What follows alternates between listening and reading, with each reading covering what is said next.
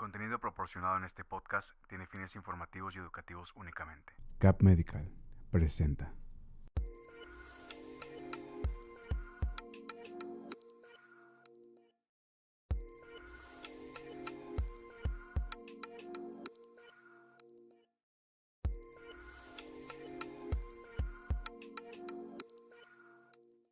Hola, ¿qué tal? Muy buenos días. Sean bienvenidos a una nueva consulta virtual desde las redes de Neuromarce con nuestra invitada especial, la fundadora de este proyecto, bueno, el invitado, en este caso soy yo, con la doctora Marcela Hernández. Muy buenos días, doctora, ¿cómo está? Hola, muy buenos días. Muchas gracias a todos por acompañarnos el día de hoy en esta semana tan especial que es la Semana del Cerebro, esta semana del 11 al 17 de marzo. Y bueno, también y muy importante, pues vamos a hablar sobre el cerebro y la mujer por motivo del 8 de marzo que acaba recientemente de pasar. Claro, doctora, y también conmemorando, como usted lo menciona, la Semana del Cerebro, se me hace muy interesante el tema, cómo lo vamos a estar abordando más que nada de cómo funciona fisiológicamente y también de igual manera cómo es el comportamiento del cerebro femenino, esta increíble máquina que compone tanto de movimientos del cuerpo físico como pensamientos de igual manera. Pero bueno, para eso vamos a hablar con la experta que es usted. ¿Cómo pudiéramos iniciar, ¿no? Abordando quizá desde la perspectiva femenina, pero también conociendo un poco más acerca de esta herramienta tan fabulosa que es el cerebro. Pues me gustaría hablarles un poco cómo se ha sabido sobre el funcionamiento del cerebro históricamente. Es increíble que parezca, pero a finales del siglo XIX, siglo XX, pues el cerebro se consideraba que la inteligencia pues estaba basada en el tamaño del cerebro, cosa que pues actualmente sabemos que no es así. El hecho de tener un cerebro más grande pues no hace a las personas más inteligentes. Ok. Hay unas diferencias, sí, del tamaño del cerebro masculino comparado con el femenino. Se considera que aproximadamente el cerebro masculino pesa entre 1,350 kilogramos y 1,400 kilogramos. O sea, sí es un órgano, pues, grande. En las mujeres se ha visto que este porcentaje es aproximadamente 11% menor. Sin embargo, las neuronas, que son las células que componen de forma principal el cerebro, tienen el mismo número respecto a hombres a mujeres, solamente pues que se comportan de una forma más densa, ¿no? Claro, aquí estamos hablando más que nada del tamaño, ¿no? Del tamaño del órgano, valga la redundancia. Eh, pero sí es bien interesante cómo en cuestiones del desarrollo del cerebro femenino son más perspicaces, un poquito más intuitivas. ¿Por qué es que se da esta diferenciación independientemente de que el tamaño esté ahí presente? Sí, fuera de eso, sabemos que el código genético del cerebro masculino con el femenino comparte 99% de similitud. Ok. Hay un porcentaje que está mediado sobre todo por los cambios hormonales que vivimos las mujeres a lo largo de la vida, que nos hace diferentes comparados con los cerebros de los hombres. Esta diferencia se empieza a marcar, sí, desde la niñez ya hay una pauta, tenemos mayor número de estrógenos, pero este cambio se hace más marcado a partir de la pubertad, donde empiezan a venir todos estos cambios hormonales que nos empiezan a tener pues características físicas también diferentes a los de los hombres. Lo mismo pasa con el cerebro. Estas hormonas, tanto estrógenos como progesterona, hacen que los circuitos neuronales que nos ayuden, por ejemplo, a la toma de decisiones, maduren con mayor brevedad que comparado con lo de los hombres. Ok. Por eso es que muchas veces tenemos esta comparación de que las niñas maduran más rápido que los niños, ¿no? Claro. Hacemos de forma como muy común esta comparación y pues sí hay una diferencia a la hora de que maduran los sistemas, sobre todo para las emociones y toma de decisiones. Por ejemplo, en el tema de maduración de sistemas y de este órgano, ¿no? Como usted lo menciona, a lo mejor de forma cultural, coloquial mencionamos, ¿no? Las niñas maduran de forma más rápida que los hombres, ¿no? Pero ¿qué sucede en todo este cambio o esta trascendencia previo a llegar quizá al tema de la adolescencia? ¿Cómo funciona el desarrollo de ambos cerebros? ¿Por qué es que uno es más rápido o se desarrolla con más madurez que el otro? ¿En qué infiere? Bueno, uno tanto sí es en estos cambios hormonales que se ven desde que somos bebés, o sea, Ok. sí hay diferencias ya, pero también es mucho del contexto sociocultural donde nos desenvolvemos. O sea, si tenemos como las condiciones propicias, o sea, en cuanto a educación, en cuanto a practicar un deporte, en cuanto a aprender otros idiomas que no sea la lengua materna, pues eso nos va haciendo diferentes, inclusive entre el mismo género. Pero con los hombres y las niñas está marcado sobre todo, pues, por los efectos hormonales y, bueno, niños y niñas, efectos hormonales, pero también mucho del entorno sociocultural. Ok. Es la forma en que se va desarrollando el cerebro. Les decía, en la pubertad, pues sí, ya se hace una diferencia más marcada, igual cuando somos adultos jóvenes también, todavía un poco más la toma de decisiones es mejor por parte de las mujeres o a más temprana edad que respecto a los hombres, pero en las mujeres estos cambios hormonales son fluctuantes durante todo nuestro ciclo, entonces nos hace experimentar pues diferentes emociones. También se ha visto ligado, por ejemplo, más enfermedades neurológicas asociados a estos picos que tenemos de estrógenos y progesterona, perdón. Entonces, pues sí hay una diferencia, pues ya decía, hormonal, pero también muy importante y ponerlo sobre la mesa sociocultural. Ok, ¿cómo es que se comporta el cerebro a la hora de que ya estamos en este proceso de maduración o de desarrollo posterior a que estemos ya pues en una etapa de adolescencia, hablando de una edad entre 15 a los 18 años? Evidentemente, como lo menciona, el factor social, familiar o de desarrollo del ser humano, independientemente del sexo, influye mucho en su capacidad pues de madurez, ¿no? Pero biológicamente, ¿no? Hablándonos ya, enfocándonos en la estructura de cuáles son todos estos componentes que van contra este ecosistema del cerebro, ¿no? Las hormonas, los estrógenos, justo usted lo mencionaba, incluso las neuronas. eh, ¿Qué papel juegan para construir este desarrollo, principalmente en el cerebro de la mujer? O sea, es necesario que tenga un factor social para que se puedan desarrollar ciertas características que no me atrevo a decir superior, pero sí que hacen diferente el cerebro entre el masculino y el femenino. Pues sí, hay estas diferencias principalmente. O sea, también hablábamos sobre estos circuitos, los circuitos emocionales, los circuitos de la recompensa, por ejemplo, los circuitos de supervivencia. Pues todo esto nos hacen un tanto diferentes. Sí hay algunas características estructurales que difieren entre hombres y mujeres, pero lo que hemos visto es que la influencia hormonal es lo que nos hace principalmente diferentes, o sea, fuera del contexto sociocultural. ¿Qué papel juega el tema de las hormonas? O sea, ¿en qué ayudan al desarrollo o en qué afectan en este caso? Bueno, nos ayuda tanto a la madurez, o sea, neuronal, a las relaciones entre neuronas, que también son muy importantes, la conectividad. Otro tema muy importante es la plasticidad neuronal, que nos ayuda a aprender nuevas tareas, que es pues muy importante en el desarrollo tanto de niñas como de niños, ¿no? El cerebro pues en realidad nunca deja de aprender, ese es un lema muy cierto. Se van desarrollando igual estas conectividades entre, bueno, a cualquier edad, pero es Ujú. mucho más fácil desarrollarlas en la infancia. Ok. Ahora bien, ya en tema de, mencionaba que se puede predisponer a cierto tipo de enfermedades.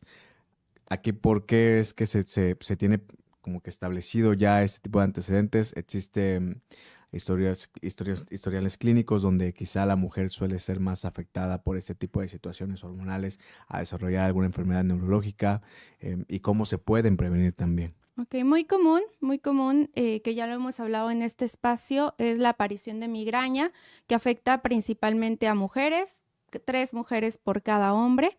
Igual en el tema de esclerosis múltiple, 3 mujeres por cada hombre, sobre todo en las formas de brote-remisión, no así en la esclerosis múltiple primaria progresiva, que afecta más a los hombres. También otras enfermedades que afectan principalmente a las mujeres es, por ejemplo, Alzheimer, que es muy común. También tenemos el tema de algo que se llama, perdón, se me fue, trombosis venosa cerebral. Ujú. También hipertensión intracraneal idiopática, que afecta principalmente a mujeres. Sí, en muchos de estos temas sabemos que hay una influencia de las hormonas sobre la presentación de estas enfermedades. Todavía no en todas tenemos en concreto el por qué es así. O sea, no en todas tenemos aún la respuesta al 100% de por qué es que las hormonas influyen sobre la aparición de estas enfermedades. Cuando nos referimos específicamente al tema de las hormonas, yo creo que mucha gente a lo mejor se está preguntando, doctora, ¿y con el simple hecho de ser mujer ya es una predisposición para desarrollar estas enfermedades?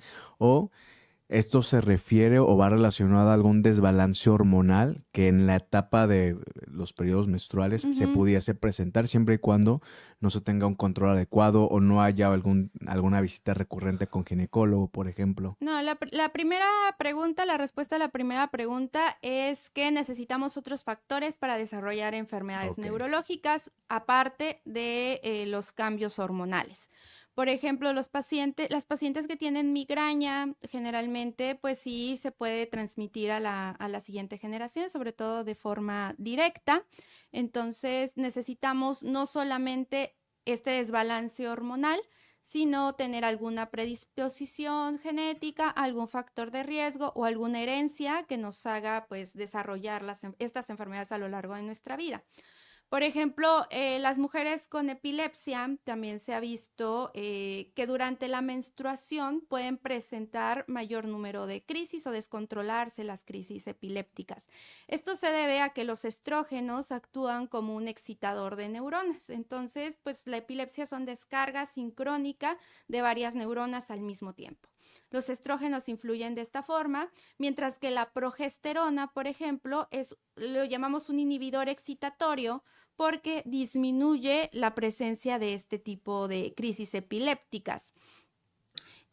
Como les decía, igual a lo largo de la vida pues vamos teniendo estos cambios, ¿no? Son cambios cíclicos, sobre todo antes de llegar a la menopausia. Después, cuando estamos en un periodo de pre o ya menopausia o posmenopausia, vamos a tener disminución de estas hormonas. La disminución de estas hormonas, por ejemplo, en mujeres que han sufrido infartos cerebrales, pues se sabe que los estrógenos actúan como un protector. Cuando llegamos a estas edades de la menopausia o posmenopausia, quitamos ese factor protector y entonces las mujeres experimentamos o tenemos el mismo riesgo de tener un infarto al corazón o un infarto al cerebro que los hombres.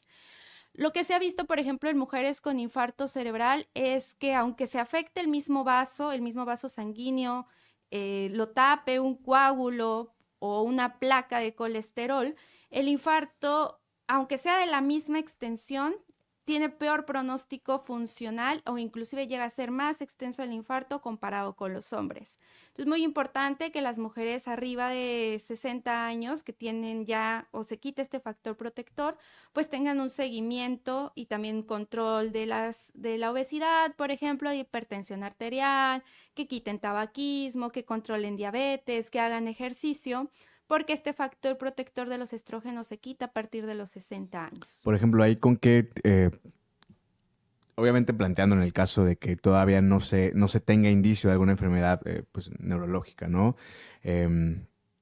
¿Con qué médico se tendría que dar seguimiento para, pues en este caso, reforzar ese tipo de protección, ¿no? Lo ideal es que sea medicina preventiva.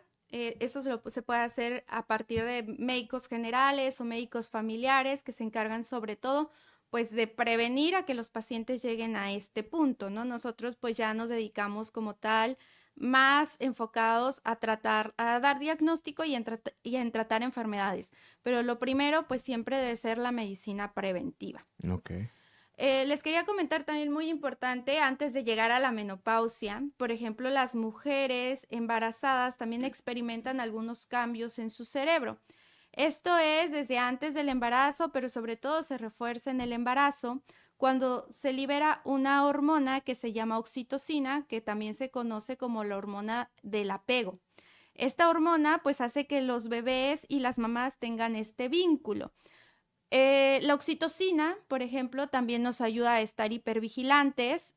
Las mamás se despiertan muchas veces en las noches, cosa que no pasa con los papás, por efectos de esta hormona de la oxitocina.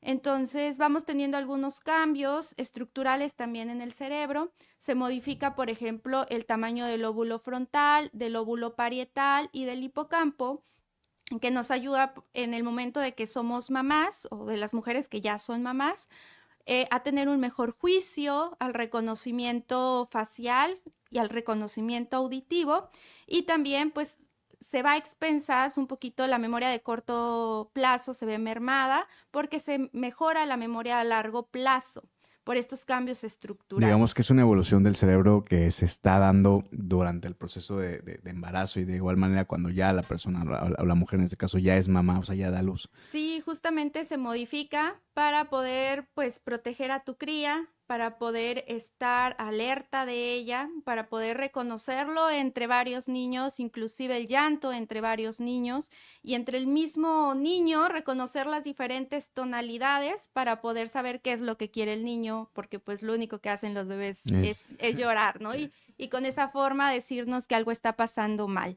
Entonces, sí, el cerebro es increíble, se modifica de esta forma para pues poder crear a tu cría, para poder hacer que sobreviva. Durante esos datos que nos estaba platicando, doctora, me intriga un poquito el tema, regresándome al tema de los diagnósticos, ¿no? Ustedes como neurólogos, ¿hay una diferencia en cuanto a abordar algún paciente hombre-mujer? Me refiero a qué tipo de exámenes o cuál es la diferencia entre el diagnóstico que ustedes hacen, independientemente del caso por el cual el paciente llegue. Bueno, hay diagnósticos que desde el género nos van a ayudar a orientarnos a saber si estamos frente a una enfermedad u otra. Por ejemplo, pensamos en pacientes que tienen hipertensión intracraneal idiopática, que era lo que mencionaba, donde hay un exceso en la producción de líquido cefalorraquídeo, por lo cual las pacientes cursan muchas veces con cefalea, tinnitus o un acúfeno más bien, y bueno, y alteración de la agudeza visual. En ellas, si tenemos una paciente que ya con estas características, nuestra primera sospecha posiblemente sea hipertensión intracraneal idiopática, aunque hay que descartar algunas otras cosas, ¿no? Y hay otras enfermedades que nos ayudan a saber si estamos frente a ellas cuando se presentan en hombres. Okay. Entonces, desde el género sí nos puede dar ahí una pista de que estamos sobre cierta enfermedad. Ah, ok, perfecto. Y Ujú. ya Pero ustedes lo complementan con exámenes de sí, diagnóstico. justamente se hace la exploración neurológica, se pide ya sea resonancia magnética, angiotomografía, punción lumbar, laboratorios generales, dependiendo pues de qué se sospeche en cada paciente, ¿no? No es como exclusivo un protocolo para hombres o para mujeres, sino más bien sobre la enfermedad que estamos sospechando. Sí, claro, sobre el nivel de población que posiblemente haya tenido el más número de casos diagnosticados. Doctora, ya para terminar, ¿qué consejo, digo, todos los datos que acabamos de platicar, de igual manera como ustedes como neurólogos abordan esta parte del diagnóstico con el paciente, independientemente del género, y pues también los datos que nos compartió acerca del cerebro femenino, que se me hace impresionante cómo el ser humano evoluciona a este nivel de capacidad intuitiva tan grande, y pues al fin y al cabo la protección natural que las madres o las mujeres tienen es nato. ¿Qué consejo les puede dar a todas las mujeres que nos están viendo, a todas las personas que nos están viendo, para poder fortalecer, cuidar y pues tener una salud mental y neuronal, me atrevo a decirlo, pues más sana, ¿no? Bueno, las recomendaciones para cuidar el cerebro tanto de mujeres como de hombres es, pues, no fumar, no tomar alcohol, realizar actividad física, ejercicio físico, más bien dicho, comer sanamente, realizar ejercicios de meditación, hacer actividades sociales donde nos podamos involucrar con otras personas, como asistir a clases de baile, a yoga, por ejemplo, y también pues la de practicar un hobby. Es muy importante mantener el cerebro activo porque es la única forma que vamos a poder prevenir algún tipo de deterioro cognitivo o demencia. Me gustaría también aportar, pues ya en el marco del 8 de marzo, que actualmente pues se sigue más la línea de investigación sobre el cerebro femenino, porque anteriormente todos los estudios estaban hechos sobre cerebros masculinos, se investigaba más sobre cerebros masculinos y también en estudios preclínicos, por ejemplo en animales, también con machos. Ok. Entonces, lo que sabemos ahora del cerebro femenino, pues también ha sido por todos estos cambios que ha habido en el mundo, donde se ha involucrado pues más a la mujer, ¿no? Y esa es la perspectiva y conocemos más del cerebro femenino por estos cambios que ha habido pues también en la ciencia y en la neurología. Sí, es increíble cómo ha ido creciendo la evolución y al fin y al cabo el nivel de importancia y relevancia que se están teniendo actualmente, que desafortunado que es hasta la fecha, pero el nivel de relevancia que está teniendo tan solo en el área médica y siento yo que en varias partes de la sociedad, pues el nivel de importancia que se les tiene que dar, en este caso a ustedes. Doctora, ¿hay algún más que quisiera agregar algo? ¿Tenemos alguna promoción en Neuromarce para las pacientes que nos están viendo? Sí, justamente en el mes de marzo, por ser mes de la mujer, tenemos 20% de descuento en consulta. Los números van a aparecer en pantalla y la dirección de la clínica. Me han preguntado dónde nos ubicamos. Estamos en Monterrey, Nuevo León. Y bueno, los números van a aparecer en pantalla por si alguien necesita alguna cita. Igual tenemos promoción en aplicación de toxina botulínica para pacientes que tengan espasmo mifacial, blefaroespasmo o migraña. Bueno, esto siempre es previa valoración médica para saber que efectivamente estamos frente a ese diagnóstico y se van a beneficiar de la toxina botulínica. Excelente, doctora. Pues muchas gracias. Ya saben, sigan a la doctora Marcela en todas las redes sociales. Aparece como Neuromarce. Va a estar apareciendo la información aquí abajo en las pantallas. Y pues les agradezco por estar aquí. Recuerden suscribirse a todas las redes sociales de la doctora. Es completamente gratis. De igual manera, compartan este contenido. Muchas gracias, doctora, por prestarnos parte de su tiempo y habernos compartido estos datos muy importantes para todos nosotros. Mi nombre es Ángel Prado. Les recuerdo que este programa es en colaboración con Cap Medical, su clínica de infusión de medicamentos de alta especialidad. Les deseo un bonito martes. Sí, ¿verdad? Martes. Sí, martes. Un bonito martes y nos estamos viendo en una próxima consulta virtual. Hasta luego. Gracias, doctora. Gracias a todos.